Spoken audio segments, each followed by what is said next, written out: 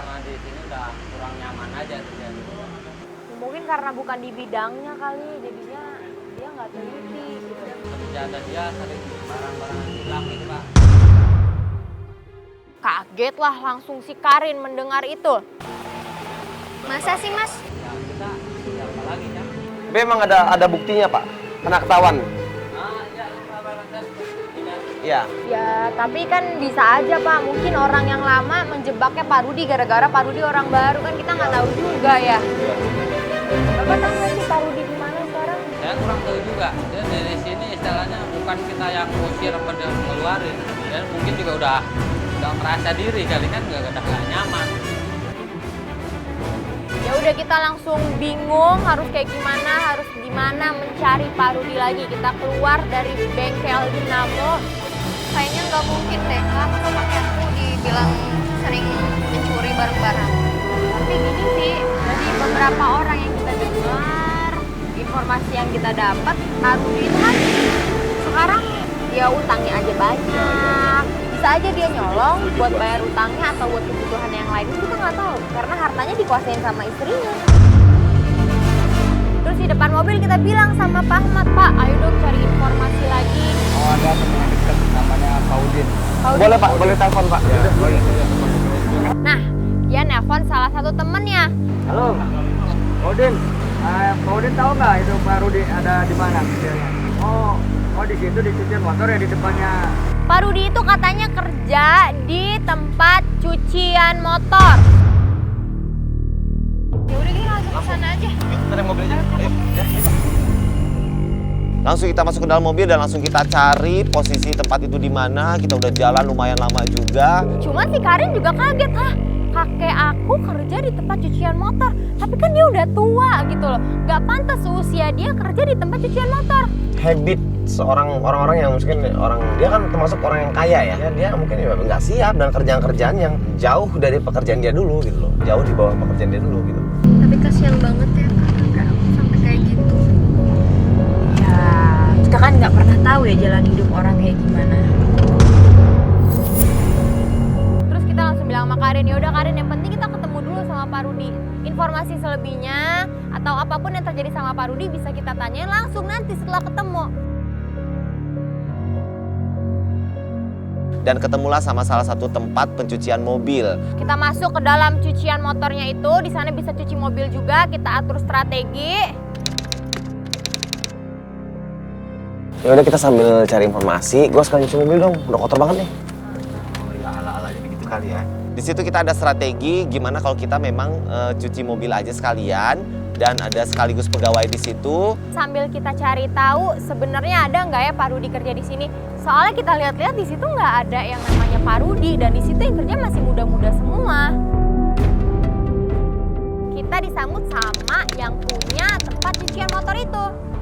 Pertama kita basa-basi nanya, ini berapa karyawan yang kerja di sini. Sampai akhirnya kita tanya-tanya pegawai-pegawainya dari mulai usia yang muda sampai usia yang sudah tua. Kerja kayak cuci mobil gini berarti ada batas usianya dong ya. Yang namanya kena air mulu. Oh iya. Enggak juga sih, mereka asal mereka kuat fisik aja. Mereka kuat fisik bisa rasa sih. Enggak masalah. Ya sampai gue nanya, Pak, ada nggak sih misalnya kakek-kakek yang kerja di sini? Ada kakek-kakek yang kerja di sini, tapi dia udah nggak kerja lagi karena kerjanya nggak bagus, kurang memuaskan pelanggan. Siapa Pak nama kakeknya Pak? Kasian banget ya, udah tua. Pak Rudi. Dan akhirnya keluarlah sebuah nama yaitu Pak Rudi yang ternyata memang betul dia itu kerja di tempat pencucian mobil. Pemiliknya ini curiga, kalian ngapain nanya-nanya? Emang kalian kenal sama kakek-kakek itu? Ada apa ya mungkin dari kakek-kakek? Enggak sih, gini, kita itu kan ada komunitas di kampus. Ya. Kita suka membantu, kita bilang kayak gitu biar dia nggak curiga. Terus kita tanya lagi, Pak, itu kira-kira si kakek nggak kerja di sini, sekarang dia di mana ya Pak? Kerja di mana? Ya, Pak Rudi itu kalau nggak salah di ruang di depan saya lagi makan di ruang depan sana. Kerja di sana Pak? Atau makan? Saya makan di sana ketemu waktu itu ada kakek lagi piring. Dia nggak tahu Pak Rudi bekerja tetap di sana atau hanya ngebantu-ngebantu, dia juga nggak tahu. Dan tempatnya itu nggak jauh dari area pencucian mobil tersebut. Makasih banyak ya. Supaya Pak, mari Pak ngobrol-ngobrolnya. Sukses selalu. Pak. Langsung kita meluncur ke rumah makan tersebut, kita jalan, patokannya kita udah dikasih tahu, katanya sih dekat Soto Ceker. Oke, kita langsung cari warteg yang deket sama Soto Ceker. Kita nyampe di warteg. Dan kita lihat-lihat, oh benar ini Soto Ceker. Nah ini wartegnya. Hah, berarti di situ posisi Pak Rudi. Seperti biasa pemirsa, kita menyelundup. Ini gue udah ya. Iya, makasih Bu. Aduh, tahu aja kalau kita haus ya. Kita pura-pura pesan minum, kita cari informasi lagi. Akhirnya kita minta tolong pegawai di situ untuk duduk dan kita ngobrol-ngobrol sebentar. Yang punya ini. Siapa yang punya? Yang punya ibu itu. Ini karyawannya banyak ibu kelihatan tuh di belakang. 13 orang. 13 itu 13 orang, ramai banget ibu. Setelah ngobrol-ngobrol, akhirnya kita tanya-tanya pegawai di situ, ada nggak sih di sini pegawai yang kakek-kakek? Kalau yang laki-laki itu tugasnya apa sih? Tugasnya ngelayanin minum, bakar ikan. Tapi ada kakek-kakek nggak sih Bu yang kerja di sini? Itu ada. Enggak. Pak Rudi bukan namanya. Iya. Wah bener Pak Rudi yang dimaksud kita ini. Terus kemana sekarang?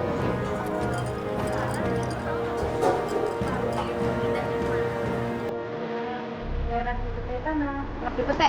Ngapain tuh? Jualan cilok pemirsa. Ini informasi yang sangat bagus dan kita dapetin. Ibu dapet informasi dari mana tuh Bu? Kalau Pak Rudi dapet jualan cilok? Itu kenapa dia berhenti dari sini, Bu? Ibunya bilang Pak Rudi jualan cilok di daerah Cipete. Di area Cipete juga kita nggak tahu di mana. Yang pasti kita posisinya udah tahu daerah Cipete. Nggak apa-apa kita cari aja. Langsung kita cari masuk ke dalam mobil. Terjadi kita sempat ribut sih di mobil, sempat berdebat. Kak, aku tuh bingung sekarang. Aku bener-bener bingung. Aku tuh pengen banget ketemu sama kakek. Udah kesini, udah ke situ. Aduh, pokoknya capek banget. Sekarang lo inget-inget lagi. Coba lo lihat lagi ya. Kira-kira ada nggak tempat lain yang lo tahu? Kita bener-bener udah menghabiskan waktu banget nih. Udah ke Ahmad juga udah nggak tahu apa-apa. Akhirnya si Karin nangis di mobil itu. Karena itu Pak Ahmad gak tega, dia ngomong. Ya, sebetulnya saya tahu kakek kamu. Ya astaga Pak, nggak bisa kayak gitu Pak. Kan Bapak tahu sendiri, gimana pun kondisi kakek, aku tuh pengen ketemu sama kakek, Pak. Nggak apa-apa, maksudnya kita jangan nyalahin Pak Ahmad. Sekarang udah tahu posisinya Pak Rudi di mana, Pak Ahmad kasih tahu ya. Oke? Iya. Yaudah. Akhirnya kita langsung nih jalan ke sana. Pak Ahmad udah mulai nunjuk-nunjuk bahwa itu tuh. Dan sampailah kita di sebuah simpang jalan. Pak Ahmad bilang, di sana Pak Rudi. Maksudnya apa? Itu tempatnya gitu kan? Itu kakek kamu, itu kakek Rudi. Kita bingung gitu. Kita langsung samperin sama Pak Ahmad juga. Siapa ya? Pak Ahmad bilang, Rudi, ini cucu kamu. Karin.